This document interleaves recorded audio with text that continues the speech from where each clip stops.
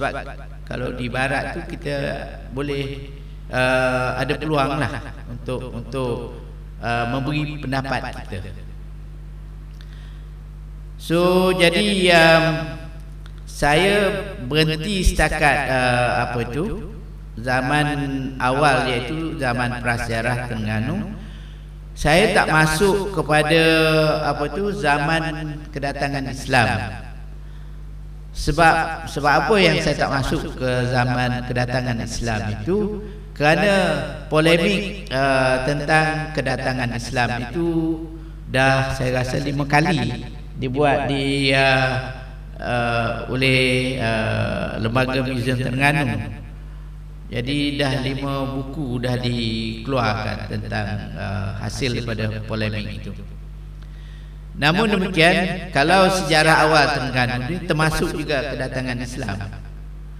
Tapi bagi saya, kalau kedatangan Islam berdasarkan batu bersurat itu, batu bersurat itu bertarikhnya mengikut Said Najib Alatas 1303 masih. Tapi kalau Melaka tu ditubuhkan 1262 sekarang ni lah, ini menimbulkan masalah lah, kerana dikatakan bahawa Melaka telah yang terawal menerima Islam. Tapi kita cuma mendengar saja dan belum lagi diterima umum. Kemudian sebagai memperkuatkan lagi hujah bahawa kawasan Pantai Timur ini menerima Islam tu lebih awal. Selain daripada batu bersurat tadi, ada satu lagi baldi yang pernah saya tengok tersimpan dalam muzium di Pekan Pahang. Ada tarikh 707 masih. 707 masih itu bermakna lebih kurang 1308 gitulah. So maknanya ini adalah satu bukti, kerana baldi itu kalau bukan dibawa daripada tempat yang lain maknanya ini menunjukkan bahawa dah ada institusi agama di situ, ada masjid ke, ada pun surau, supaya masyarakat boleh mengambil wuduk dengan menggunakan perigi untuk mengambil air. So kalau 707 itu maknanya ada berkaitan dengan batu bersurat itu. Jadi dengan itu sekian dulu. Wassalamualaikum warahmatullahi taala wabarakatuh. Sekian.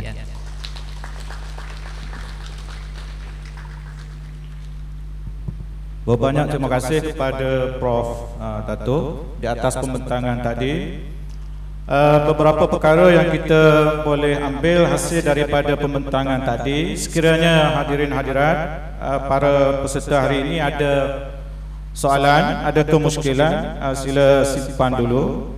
Sebab lepas ni kita buka, selepas pembentangan yang kedua nanti kita buka masa tu untuk sesi soal jawab.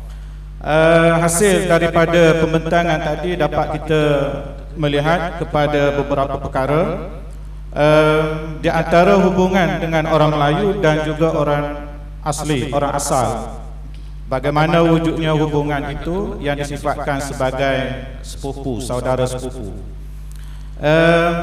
Dan kita melihat juga pola penempatan penduduk ketika itu kebanyakannya berlaku di kawasan hulu, iaitu di Kuala Brang, di hulu Terengganu. Seterusnya, sebelum saya mempersilakan pembentang yang kedua, saya ingin membaca beberapa sedikit biodata pembentang kedua, iaitu Tuan Haji, sebelah kiri saya, Tuan Haji Muhammad Yusof bin Abdullah. Beliau dilahirkan 10 hari sebelum tarikh teramat kemerdekaan. 10 hari, maknanya tarikh yang begitu istimewa lah, iaitu 21 Ogos 1957. Dan kita akan guna singkatan sebagai Tuan Haji Muhammad Yusof selepas ni. Beliau ini dilahirkan di kampung Surau Putih, Duyung Besar, Kuala Terengganu. mendapat pendidikan awal di Sekolah Kebangsaan Duyung, Sekolah Menengah Tengku Baria dan Maktab Adabi Kuala Terengganu.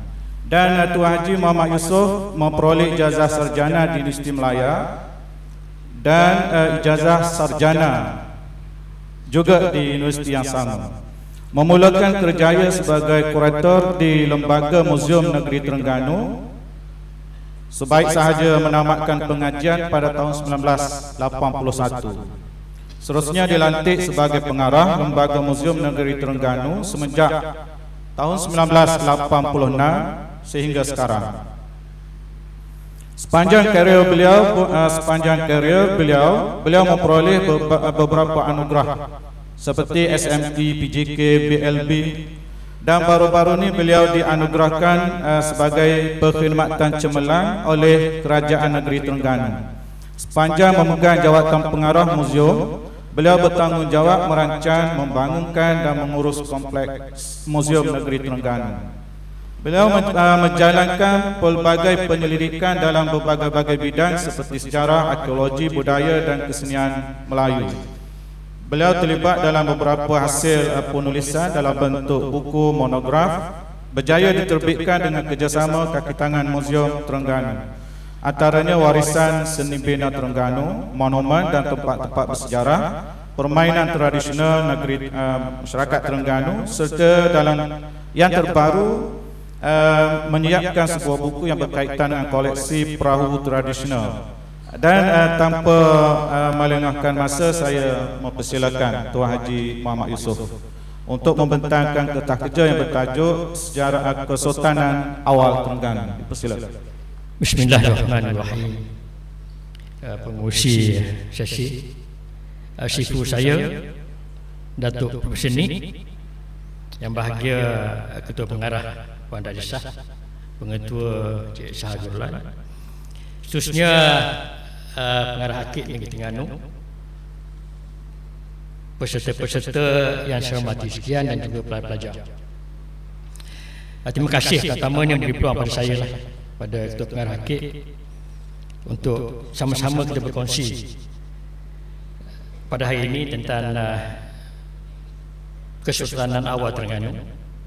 Dan alhamdulillah juga guru saya telah pun bincang panjang lebar tadi.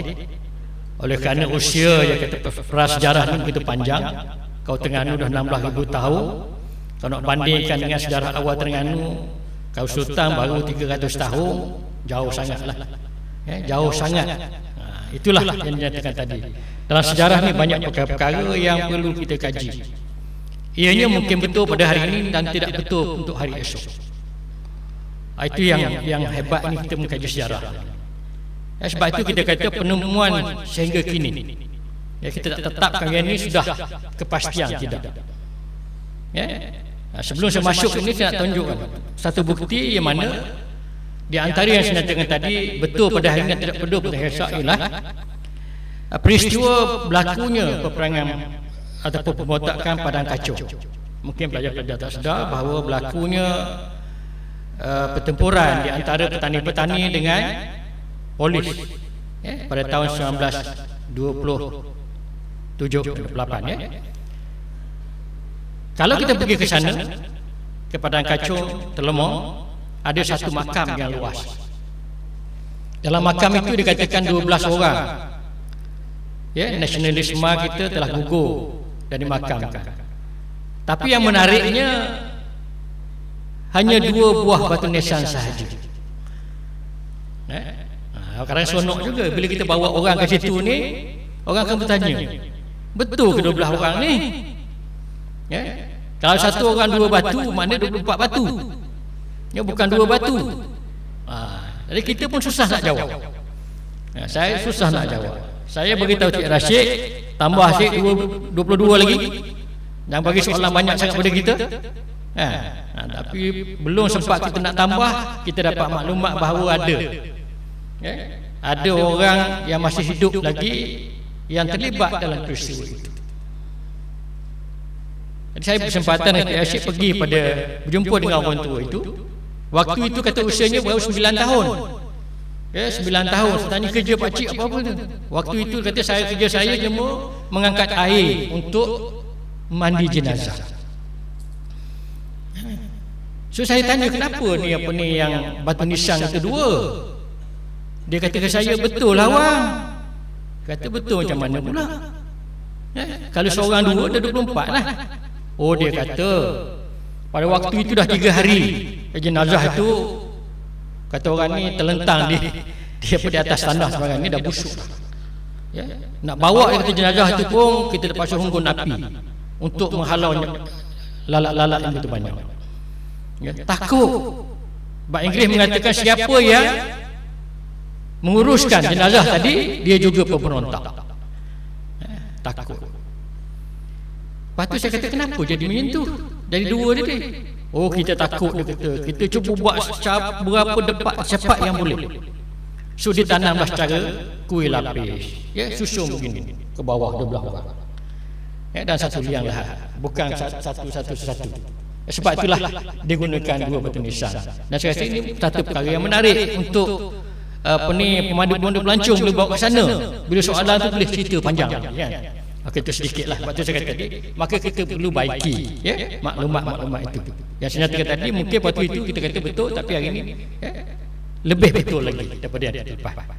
Okey, kalau kita melihat tadi, dalam slide saya ini mungkin saya ulang sedikit. Kalau kata ni tak terus masuk ke ni, maka tidak menepatilah. Ada beberapa perkara, mungkin dalam slide ini ada sebahagian gambar-gambar yang telah dinyatakan oleh cikgu saya tadilah, tapi kita cuba sama.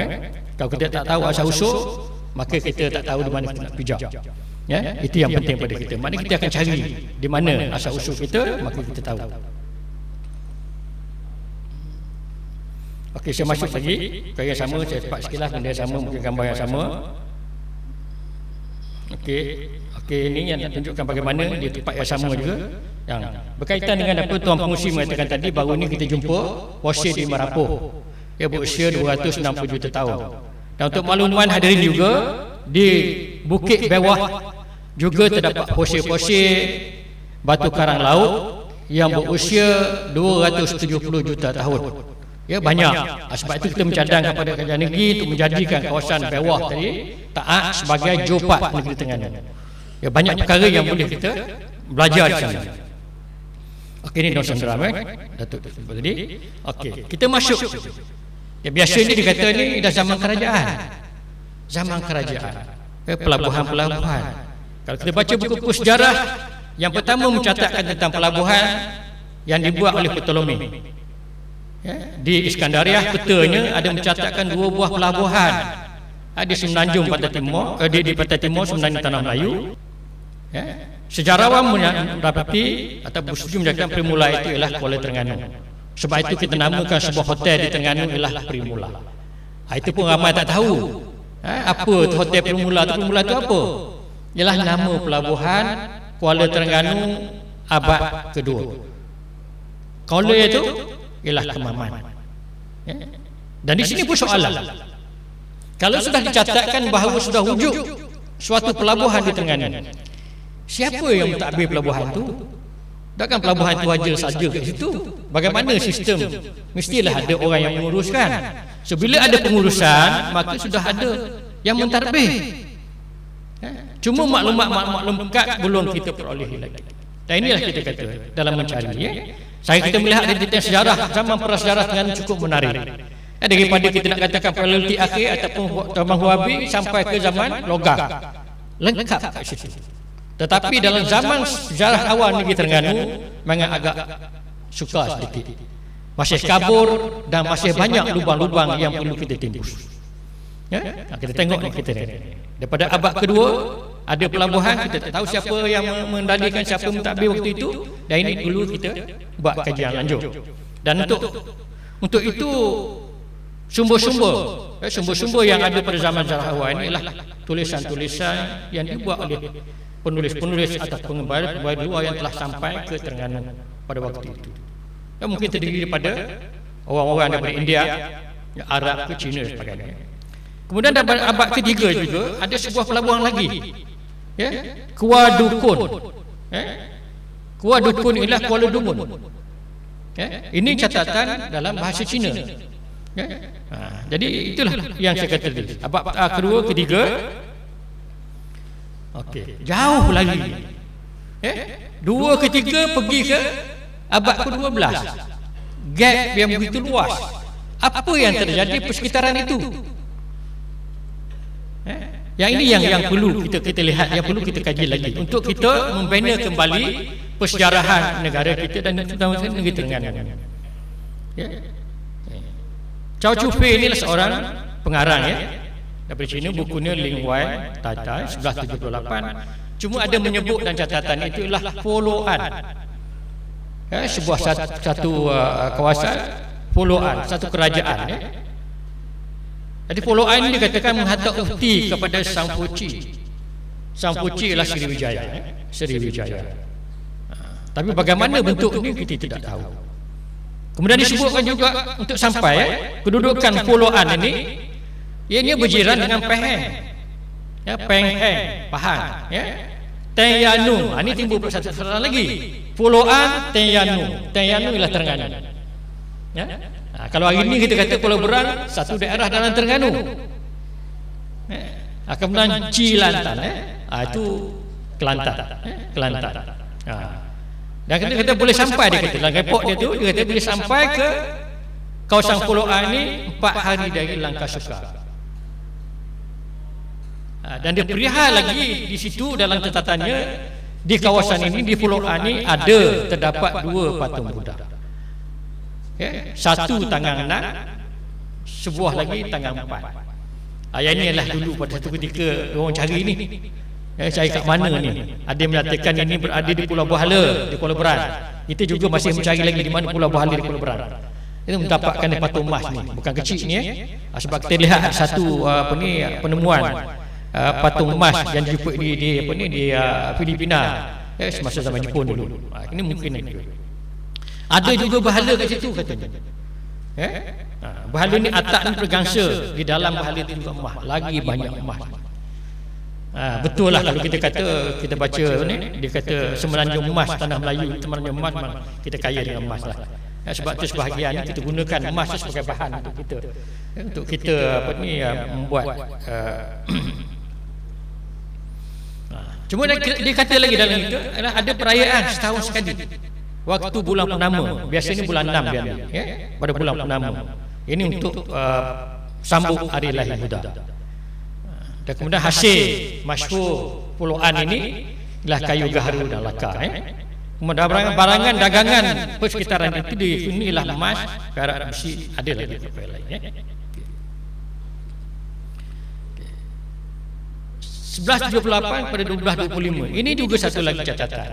Sebab tu kita kata sumber-sumber yang kita peroleh hari ini bergantung kepada catatan yang dibuat oleh pengembara-pengembara yang telah sampai ke daerah ini pada waktu itu.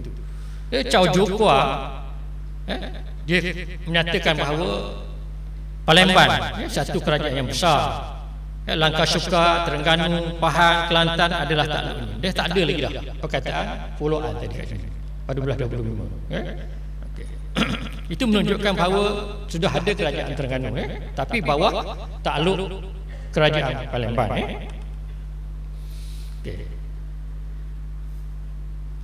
702 Hijrah.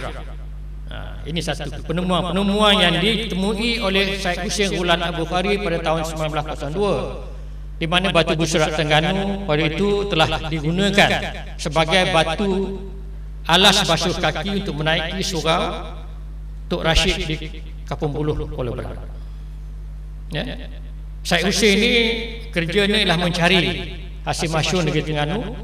Waktu nak mendirikan solat Zuhur di kawasan masjid surau itu, terpandang sebuah batu yang dijadikan alas basuh kaki untuk naik ke surau. Dia melihat ada tulisan seakan-akan Jawi, tulisan Jawi. Maka dia minta lah diminta penghulu waktu itu membasuh batu itu dan dibawa ke Kuala Terengganu. Adik daripada situ bila temu tu lama juga kita tengok, susah kalau kita mengikut sejarah batu Busrak ini lama. Ya, tahun 1902 bawa ke Terengganu, sembah pada Sultan Zainal Abidin ketiga, dan dia letakkan batu itu atas Bukit Puteri. Ya, atas Bukit Puteri sehinggalah tahun 1923 barulah orang putih tengok dan nak baca. Ya, dia baca. Yang pertama sekali dia tengok tulisan tu mungkin tengok Arab kot. Ya. Dan kemudian kita lihat siapa yang ambil gambar pada waktu itu. 1923. Namanya N. Suzuki. Bukan Motosikal Suzuki ya, N. Suzuki. Bila saya sebut Jepun ni, saya nak kongsi bersama-sama apabila saya melihat sebuah filem di Arkid Negara, Japanese Attack Malaya. Itu cukup berkesan bagi kepala saya mengingat itu. Jepun menyerang tanah Melayu 1942. Ya, N. Suzuki ambil gambar 1923. Ya. Bagaimana Jepun boleh menawan tanah Melayu begitu cepat sekali? Itu dah tergambar pada kepala saya bila saya melihat filem berkenaan. Ya. Apabila kapal perang Jepun mendarat di Patah Sabah di Kelantan, landing craft dia keluarkan apa yang pertama? Saya melihat ialah hamparan permadani daripada golongan batang-batang kayu, daripada kapal terus ke darat. So, bila saya nampak kat situ, maka terpintas dalam hati kita, mereka ini telah mengkaji rupa bumi tanah Melayu begitu lama. Saya terus berbalik pada N. Suzuki. Mana gambar-gambar keseluruhan tanah Melayu pada waktu itu telah diambil begitu banyak oleh juru gambar Jepun tadi hantar, dan mereka ini merupakan special brand sebenarnya. Ya, datang ke tanah Melayu waktu itu, walaupun dia kata nak cari bilis itu, sebahagian inilah kerja-kerja dia. Okay. Kemudian saya kata tadi, lepas dia ambil gambar tadi, hantarnya ke Arab Saudi kali pertama. Tunggu jawapan tak dapat. Lalu dihantar ke Oxford University London, maka dapat dibaca. Ianya menggunakan tulisan Jawi berbahasa Melayu. Dan kalau kita melihat di sini, tarikh yang diberi oleh Profesor Syed Najib 4 Rejab 702 Hijrah bersamaan 22 Februari 1303.